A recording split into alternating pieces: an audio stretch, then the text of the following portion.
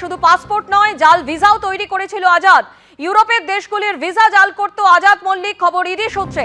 ধৃত পাক নাগরিক আজাদ মল্লিক দুবাই, কম্বোডিয়া, মালয়েশিয়ার জন্য জাল ভিসা বানাতো। কোলাবাজার থেকে নিজেই ছাপিয়ে বিদেশে লোক পাঠাতো, খবর ইডি সূত্রে। আজাদের থেকে মিলেছে দুটি ভোটার কার্ড, একটি ভোটার কার্ড নৈহাটি বিধানসভা এলাকার, অপরটি রাজারহাট গোপালপুর বিধানসভার। জাল পাসপোর্ট ও ভিসা বানিয়ে 50 কোটি লেনদেনের খবর মিলেছে আজাদের থেকে, খবর ইডি সূত্রে। তাহলে কি কোনো স্লিপার সেলের সদস্য হিসেবে কাজ করছিল পাক নাগরিক আজাদ? জাল নথি দিয়ে ভারতীয় পরিচয়পত্র বানিয়ে দেবার পেছনে উদ্দেশ্য কি? আজাদের হাত ধরে আরো কোনো পাক নাগরিক এ রাজ্যে নাম পাল্টে লুকিয়ে নেই তো? আপনারা জানেন যে 15ই এপ্রিল পাসপোর্ট জালিয়াতি কাণ্ডে বিরাটি থেকে গ্রেপ্তার করা হয় আজাদ মল্লিককে। এই আজাদ মল্লিকের থেকেই কিন্তু একাধিক তথ্য সম্পর্কে, আজাদ মল্লিক সম্পর্কে একাধিক তথ্য ইতিমধ্যেই উঠে আসছে। ইডি সূত্রে যে খবর পাওয়া যাচ্ছে যে শুধু পাসপোর্ট নয়, জাল ভিসাও তৈরি করেছিল আজাদ। ইউরোপের দেশগুলির ভিসা জাল করত আজাদ মল্লিক, এমনই খবর ইডি সূত্রে। টেলিফোনে রয়েছেন আমাদের প্রতিনিধি প্রকাশ সিনহা। প্রকাশ, একাধিক গুরুত্বপূর্ণ তথ্য এই আজাদ মল্লিক সূত্রে উঠে, আজাদ মল্লিক সম্পর্কে উঠে আসছে ইডি সূত্রে, আর কি জানতে পারছো?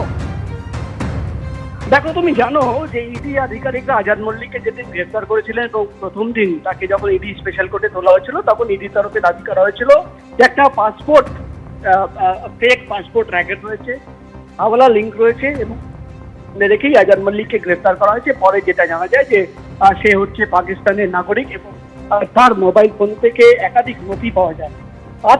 আজকে যে চাঞ্চল্যকর তথ্য ইডির আইনজীবীর তরফে কোর্টে পেশ করা হয়, যে ইডির আইনজীবী তিনি দাবি করেন যে তারা এই মামলার তদন্ত শুরু করেছিলেন জাল পাসপোর্ট র্যাকেটকে সামনে রেখে, কিন্তু এখন তদন্ত যতটা এগোচ্ছে নতুন তথ্য সামনে আসছে।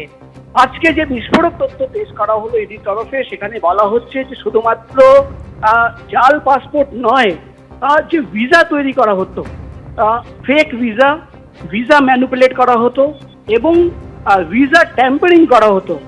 অর্থাৎ যে ভিসার বিভিন্ন দেশে, এই দেশ থেকে যারা বিভিন্ন দেশে যেত তাদের যে ভিসা পাইয়ে দেওয়া হতো, সেখানে একটা র্যাকেট কাজ করছে যারা কিন্তু ভিসা ট্যাম্পারিং করছে, ফেক ভিসা বানিয়ে দিচ্ছে এবং ভিসা ম্যানিপুলেট করছে।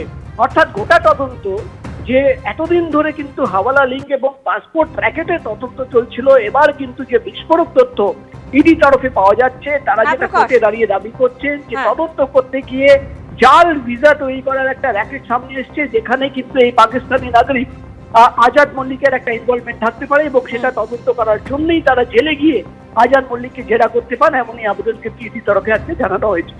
ধন্যবাদ প্রকাশ।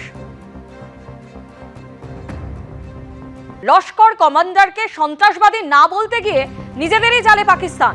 সন্ত্রাসে মদদ, জঙ্গিদের শহীদের সম্মান, ফের পাকিস্তানের পর্দাফাঁস। মাসুদ আজাহারের জামাই মোহাম্মদ ইউসুফ আজাহারের শেষকৃত্যে লস্কর কমান্ডার আব্দুল রউফের সঙ্গে শেষকৃত্যে হাজির ছিলেন পাক সেনা কর্তারা। লস্কর কমান্ডারকে সন্ত্রাসবাদী নয় বলে দাবি পাক সেনার। মার্কিন নিষেধাজ্ঞার লিস্টে সেই লস্কর কমান্ডারেরই নাম। পাকিস্তানের দেওয়া আইডির সঙ্গে মার্কিন আইডি ম্যাচ। প্রমাণ দেখাতে গিয়ে জঙ্গির ন্যাশনাল আইডি প্রকাশ করলো পাক সেনাই। লস্কর জঙ্গির আইডি, ছবি ও নম্বর প্রকাশ করে পাক সেনাই বিপাকে। জৈশের হয়ে অস্ত্র প্রশিক্ষণ দিত মোহাম্মদ ইউসুফ আজাহার। IC 814 কান্দাহার বিমান অপহরণ মামলায় মোস্ট ওয়ান্টেড ছিল মোহাম্মদ ইউসুফ আজাহার।